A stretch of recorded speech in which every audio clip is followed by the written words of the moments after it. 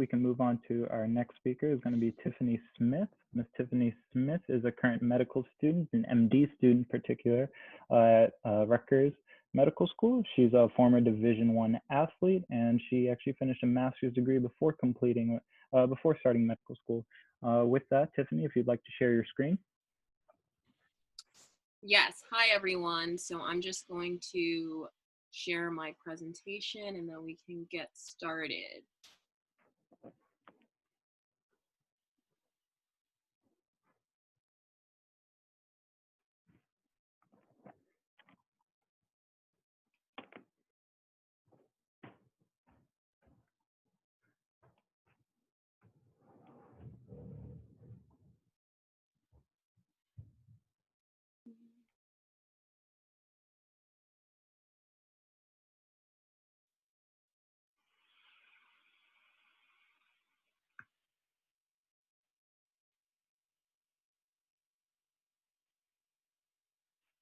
Okay, I guess I will move like this. Can everyone see my presentation?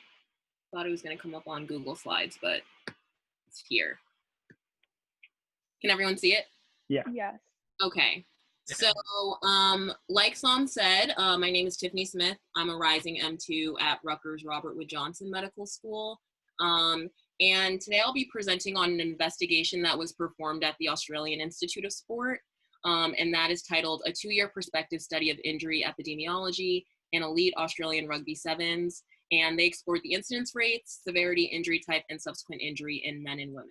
And I've included the authors on this slide. So I wanted to start off by giving a brief introduction on Rugby Sevens, as it's the topic of the paper, as well as why this topic was important for the authors to investigate. So Rugby Sevens is a variant of the traditional rugby union game. It is, in comparison to rugby unions, played with 7 players on each side.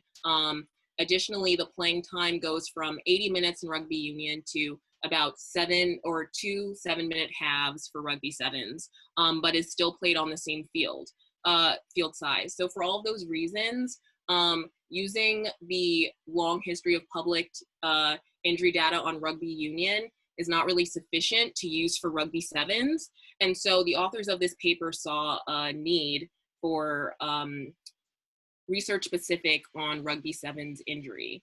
So in terms of injury comparison between Rugby Sevens and rugby union, it's been hypothesized that for Rugby Sevens, there is not only a higher rate of injury, but the injuries tend to be more severe and they lead to a longer time of absence after injury. And they've hypothesized that this is due to fewer players being present on each side, as well as faster gameplay due to the time of matches being shorter, all together creating different tactics used in a different style of play that tends to be a little bit more aggressive and more injury prone. So the overall purpose of the study was for these authors to not only investigate injury in Rugby Sevens specifically, but also investigate injury longitudinally and look at how prior injury ultimately affected the chance of an athlete getting a subsequent injury. So to start with the methods, all members of the men's and women's Australian International Rugby Sevens squads were followed for 2 consecutive seasons. So that was the 2015 to 2016 season, as well as the 2016 to 2017 season. And for all of those athletes, all of the injuries that they sustained were recorded. So a lot of studies focus a lot on injuries that are sustained in matches, where this study focused on any injury sustained on the field. So that included preseason injury, in-season injuries, which included match injuries, but also warm-up, cool-down injuries, as well as off-season periods. So any injury that was on the field was a part of this study. All of that injury data was then put into a centralized database that could be utilized by the team's medical personnel, and then all of the players were de-identified. In addition, each injury was assigned a 4-character injury diagnosis code that detailed the body part as well as the nature of the injury sustained. And then, very interestingly, a GPS device was used for every player to get the most accurate read of the duration and distance that each player was going for the 2 2 seasons. So rather than having players kind of just come back to you and say, I was on the field for 10 hours last week, the GPS gave these authors a very clear reading on how far and how long these players were playing. So to continue with the methods, there were 3 real variables measured, and so descriptive analyses were performed separately for the men and women. They looked at the relative risks, the injury incidence rates, and the injury burden. So for relative risks, they compared between men and women the magnitude of difference in proportions of specified injury variables, and they used the men as the reference category. For the injury incidence rates, separately for men and women, they looked at the number of injuries over the exposure an hour, which was recorded with the GPS that I mentioned, and then they divided that by 1,000, which allowed them to calculate the number of injuries that were obtained in a 1,000-hour period. So whatever number of injuries per 1,000 hours. Next, they looked at the injury burden, which was calculated as the mean severity or the number of days that a player wasn't able to return to play times that injury incidence that I just talked about. So now for results, there were a few different result categories that these authors included and wrote about. So for results in terms of participation and injury occurrence, there were a total of 90 total players that were recorded over the 2 consecutive seasons. 55 were men, 35 were women. And out of those 90 players, there were a total of 8,457 hours logged by those GPSs. And so out of those 90 players, unfortunately, only 42 out of that 90, so less than 50%, actually participated in both of those seasons, which is obviously a limitation. And so we'll talk about that a bit later. So next, they talked about the fact that there were 365 total injuries reported over the 2-year surveillance period, and that was from 73 out of those 90 players. So we had 81.1% of the players logging at least 1 injury. And they found the incidence rate to be 43.2 injuries sustained for every 1,000 player hours. They additionally saw a 36% increase in the rate of injuries from the 2015 to 2016 season to the 2016 to 2017 period. So a pretty stark increase in the amount of injuries that occurred in that second season. So here I have a table that shows pretty much the information that I talked about on the last slide. So you have, if you guys can see my cursor, you have the total of 90 players. You have 73 of them being injured, giving you that 81.1% number of athletes having an injury, with 365 total injuries from those 73 players. And then you have that incidence rate of 43.2 injuries for every 1,000 player hours. So the next result they looked at were the type of injuries that were being sustained. The majority of injuries that they saw were from the lower limb. So over 50% of all injuries, and that's for men and women across both seasons, were found to be lower limb injuries at 58.3% of all the injuries they saw. And upper limb injuries came in second at 21.4%. For those 2 injuries, the median time lost for an athlete was 14 days and 15 days respectively. Next, they looked at the actual site of the injury, and knee, head, and thigh injuries were the top 3 injuries that they saw across the board. So for knee injuries, they saw about 13.2%, head 12.6%, and thigh also 12.6%. And those had a median time loss of 38 and 15 days respectively.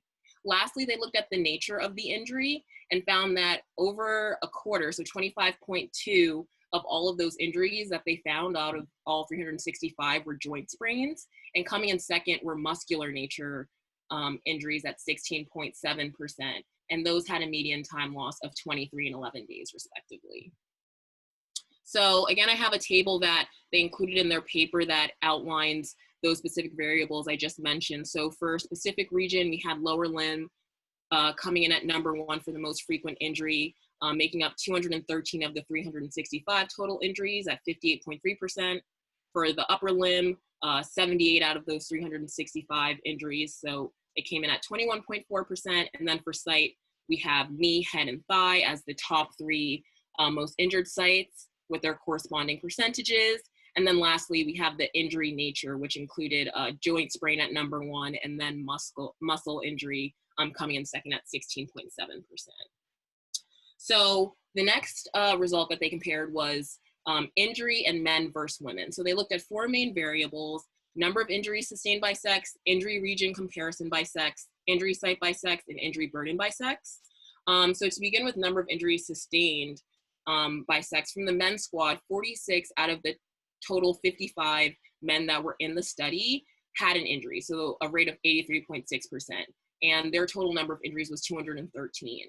For the women's squad, 35 players were followed in the study, and 27 of them, so 77.1% of them, sustained some injury, with a total of 152 injuries between the 27 of them who had an injury. For the next result, injury region comparison by sex, when looking at men versus women, they found that men were much more likely to sustain an injury to the head or neck in comparison to women, while women were much more likely to sustain an injury to the trunk region than men. And when looking at injury site by sex, overall, and this kind of goes with that statistic I gave you on the number 1 injury region being the lower limb, for both men and women, the top 3 most common injuries were all lower limb injuries. So for the men's squad, non-ACL knee injuries, ACL knee injuries, and ankle sprains. Then for the women's squad, foot sprains, ACL injuries, and ankle sprains. And then lastly, they looked at injury burden by sex. And so that was by plotting that mean injury severity, so the amount of time that those players were out of play on the y-axis, and then injury incidence on the x. And they looked at the 10 injuries for each sex with the highest burden, so the most amount of time out. And so I'll show you the results for that. So first, the table for that initial data I told you about. So for head and neck injuries, you can see for men, they came in at 18.8% of all of the injuries, whereas for females, head and neck injuries only made up about 9.2% of the injuries they saw. And in terms of trunk injuries, it made up 9.2% of the injuries females saw, in comparison to only 2.8% of the injuries that males saw. And then you have that statistic about men versus women total injuries. So out of the 365 injuries, 213 were from men and 152 were from women. And so this is the injury burden plot that I was talking about, with injury incidence on the X and then severity on the Y. And you can see that for the 10 most injury burdened injuries, for each sex, they're plotted. So for women example, you can see on the right that hip and groin overuse is present in their top 10, whereas for men, hip and groin overuse isn't present. However, they have concussion in their top 10, while women do not. So some very, very clear differences in the injuries being obtained in men versus women.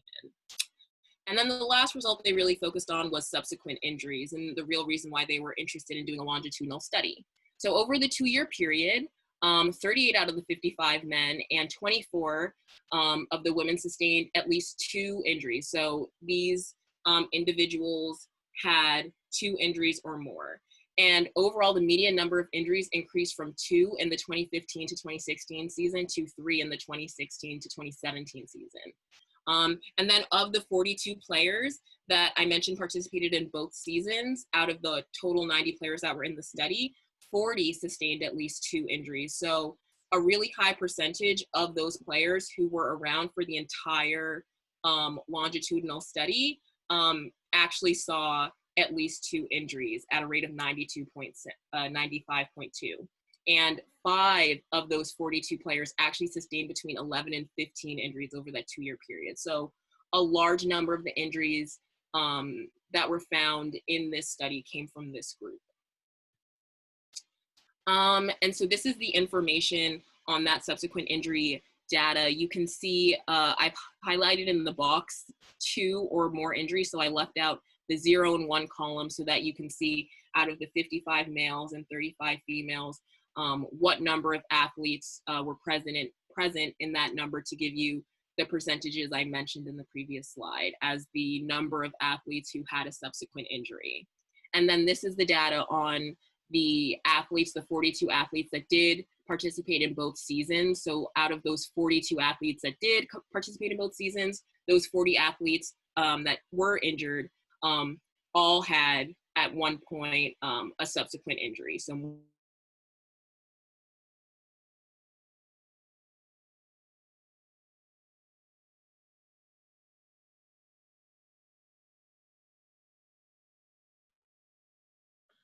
Do we lose you, Tiffany? can you not hear me?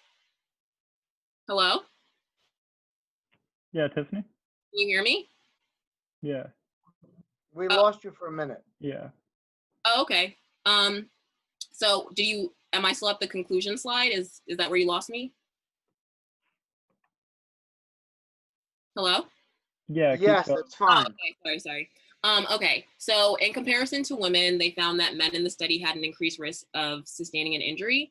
And this could be due to a number of differences. It could be due to differences in playing tactics, in women's rugby sevens versus men's rugby sevens, or even physical anatomy. For instance, they talked about hip and pelvic overuse injuries, and the physical anatomy of both the male and the female are different in those ways. So those could be contributing factors. Next, more than 2/3 of the players sustained at least one subsequent injury, with the majority of subsequent injuries occurring at a different site and being of a different nature than previous injuries. And so I thought that this could be due to an increased awareness for the site that was previously injured. If you've been previously injured at a site, you might do more guarding and kind of try to protect that site a bit more than other sites. Which might lead you to not re-injuring that site, but ultimately injuring a different site. And then they found that workload and time exposure before injury were substantially reduced after the occurrence of each successive injury.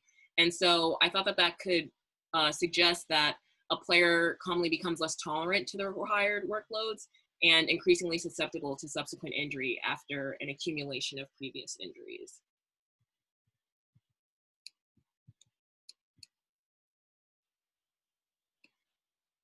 So this last figure that they had shows you the graphs of subsequent injury in terms of what you see as the injury versus the y-axis variable. So days of exposure before injury, minutes of exposure before injury, distance of exposure before injury, and high speed distance. And as you can see, as the number of injuries increase, it takes less of that y factor. So the more injuries you are acquiring, the less minutes it takes for you to get that subsequent injury, and the less days it takes for you to get that injury, the less distance traveled for you to get that injury and such.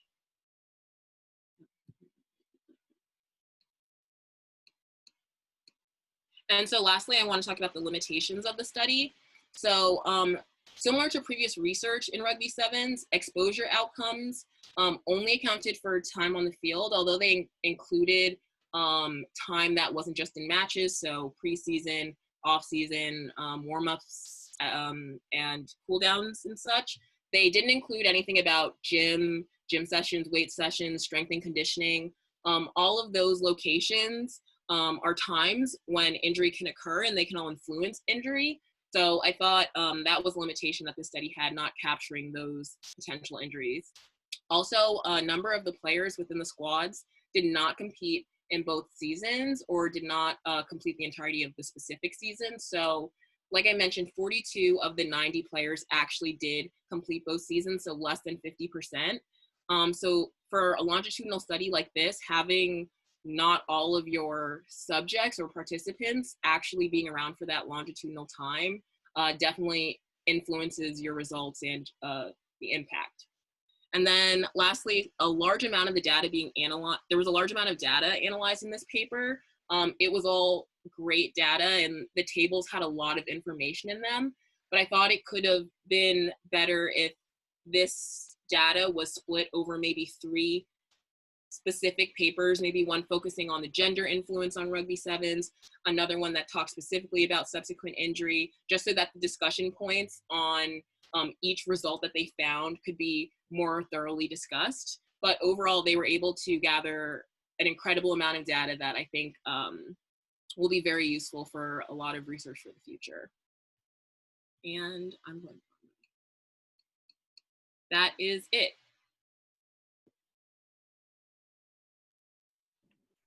Thank you, Tiffany, with that. That was a great presentation. With that, if anyone has any questions, if not, I have a question. So do you know what makes 2016 a very unique time for this research? Oh, so I am thinking that you're talking about the 2016 Olympics. Mm-hmm. And I am unsure whether this data is influenced by the Olympics and that maybe certain players were really trying to show themselves to make the specific Australian Olympic team.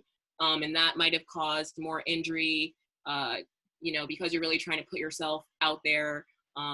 And show that you can perform at the highest level. So I would assume that was what happened. Yeah, I was getting at that part right there. The 2016, the inclusion of rugby sevens into the Olympics. That's a unique time that that I think all of us should know, especially when it comes to our research.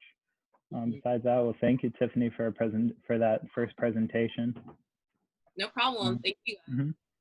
And with that, we're going to actually go on to, that's the end of our journal club for this week. And so we'd like to go on to our post-lecture conclusion. Dr. Lopez, anything you'd like to say or chime in before we move on there?